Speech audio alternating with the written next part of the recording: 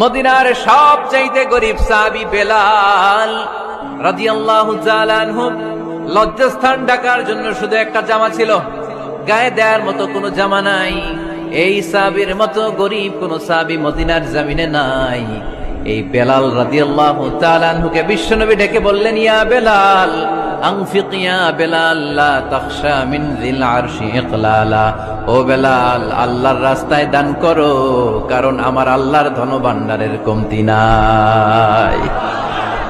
সাইয়েদনা বেলাল রাদিয়াল্লাহু তাআলা আনহু সবচেয়ে গরিব।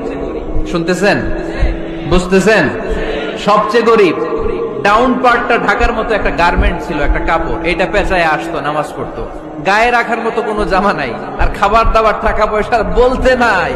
ওই সাহাবীর বিষ্ণু ইসলাম বললেন, আনফিক বেলাল, বেলাল তুমিও দান করো, তুমিও দাও, দানের হাতকে প্রশস্ত করে দাও।